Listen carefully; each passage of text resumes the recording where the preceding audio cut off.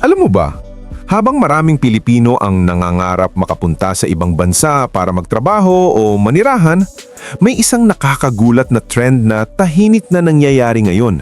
Hindi palabas, kundi papasok. Oo, tama ang narinig mo. Parami ng paraming dayuhan mula sa iba't ibang panig ng mundo ang pinipiling lumipat at manirahan sa Pilipinas.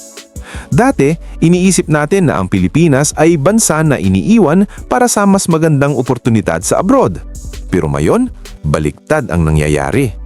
Mula sa mga digital nomads, retirees, investors, hanggang sa mga simpleng taong naghahanap ng mas maayos na buhay, bakit nga ba nila pinipili ang Pilipinas?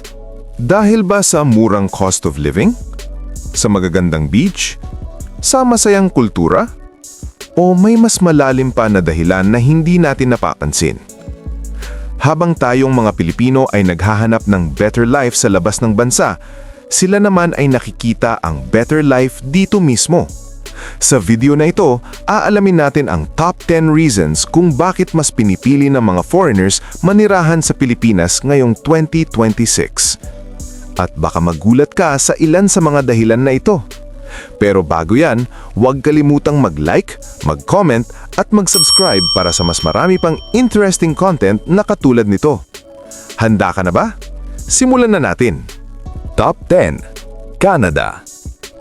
Ang Canada ay isa sa mga bansang unti-unting nagpapadala ng kanilang mga remote workers at retirees sa Pilipinas dahil sa sobrang taas ng cost of living at housing crisis sa mga lungsod tulad ng Toronto at Vancouver. Ngayong 2026, maraming Canadians ang napagtanto na kahit mataas ang sahod nila, halos ubos din ito sa renta, buwis at basic necessities. Sa Pilipinas, ang kanilang dollar income ay kayang magbigay ng mas komportableng lifestyle mula sa beachfront living hanggang sa private healthcare. Dahil dito, dumarami ang tinatawag na lifestyle migrants mula Canada. Alam mo ba, ang Canada ay kabilang sa mga bansang may pinakamahal na housing market sa mundo, kung saan ang average home price sa ilang cities ay lampas na sa 700,000 Canadian dollars o 29 million pesos. Top 9. France. Ang France ay isa sa mga bansang may lumalaking bilang ng digital creatives at freelancers na lumilipat sa Pilipinas. Dahil sa mataas na taxes at cost of living sa Paris, maraming French professionals ang naghahanap ng mas flexible at affordable na lifestyle. Sa Pilipinas, natatagbuan nila ang balance ng trabaho at leisure lalo na sa mga isla tulad ng Siargao at Palawan. Ang relaxed lifestyle at creative freedom ang nagiging pangunahing dahilan ng kanilang paglipat.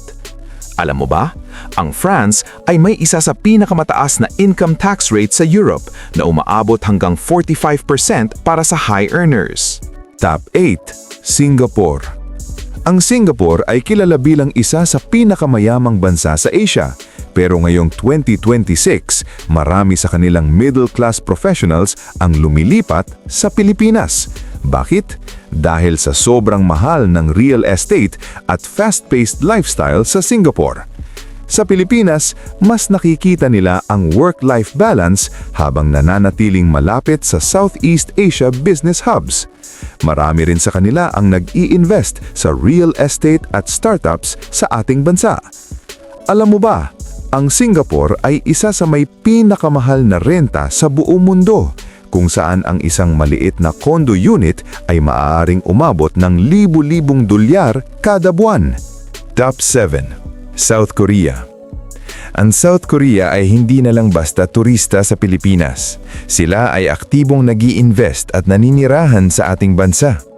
Sa mga lugar tulad ng Angeles City at Cebu City, makikita ang pag-usbong ng Korean communities na may sariling schools, businesses at residential areas. Ang pangunahing dahilan? Education diaspora. Mga pamilyang gusto ng mas relaxed pero high-quality education para sa kanilang mga anak. Alam mo ba, ang South Korea ay may isa sa pinaka-competitive education system sa mundo, kung saan ang mga estudyante ay nag-aaral ng higit sa 12 hours kada araw. Top 6. Australia.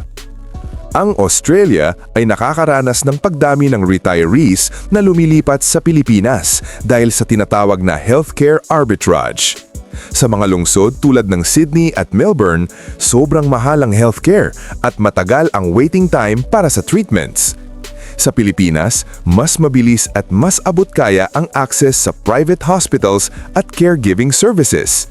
Kaya para sa maraming Australians, ang Pilipinas ay hindi downgrade kundi upgrade sa kanilang retirement life.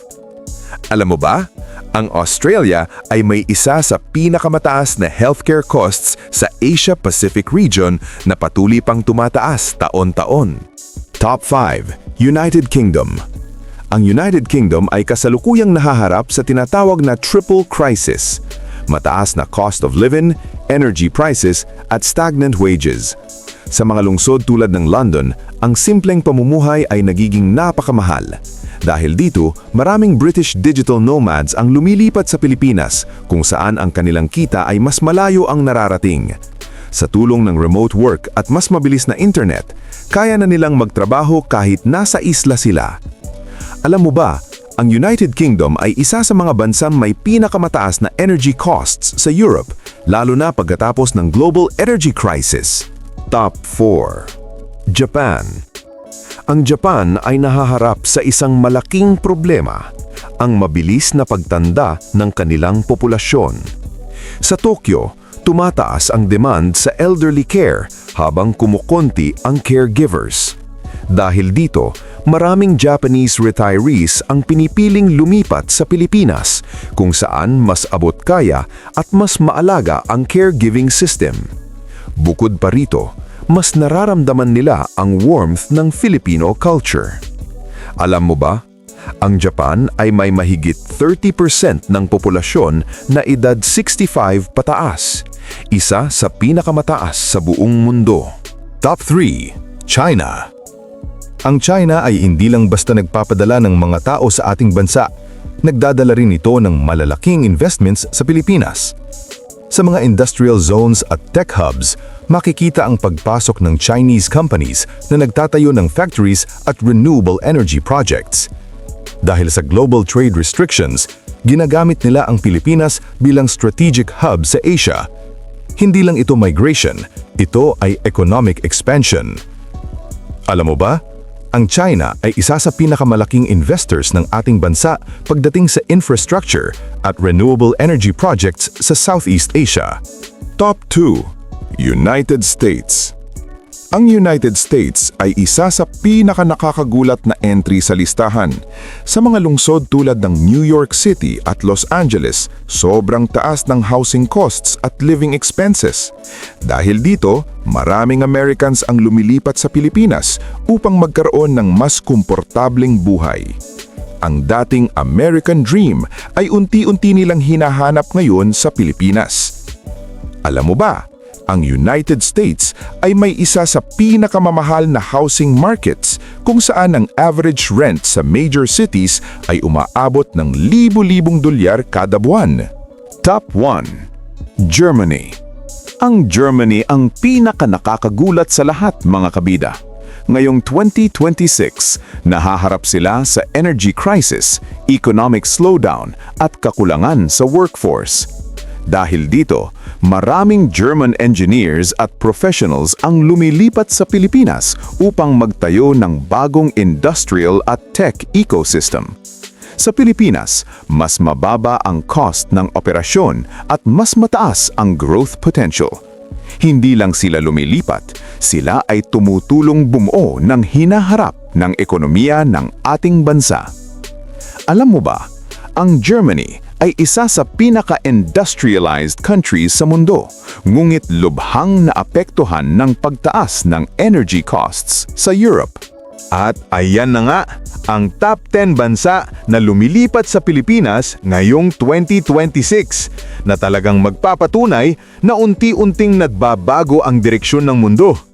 Mula sa mga digital nomads ng United Kingdom, retirees ng Australia at Japan, hanggang sa malalaking investors mula sa China, United States at Germany. Makikita natin na ang Pilipinas ay hindi na lang basta destinasyon, kundi isa ng bagong tahanan para sa mundo. Sa loob ng maraming taon, tayo ang umaalis para maghanap ng mas magandang buhay. Pero ngayon, ang mundo na mismo ang lumalapit sa atin. Ikaw, kabida, anong bansa sa listahan ang pinaka-ikinagulat mo? At kung ikaw ay isang foreigner, saang lugar sa Pilipinas mo gustong manirahan? I-comment mo na sa baba ang sagot mo. Tandaan, ang Pilipinas ay hindi lang maganda. Ito ay isang bansang puno ng oportunidad, init ng pagtanggap, at kakaibang lifestyle na hinahanap ng buong mundo. At habang patuloy na nagbabago ang takbo ng global migration, isang tanong ang nananatili. Handa na ba ang Pilipinas sa ganitong pagbabago? Kung nagustuhan mo ang video na ito, huwag kalimutang mag-like, mag-share, at mag-subscribe para sa mas marami pang deep and mind-blowing content na katulad nito. Maraming salamat sa panonood. Hanggang sa muli, kabida!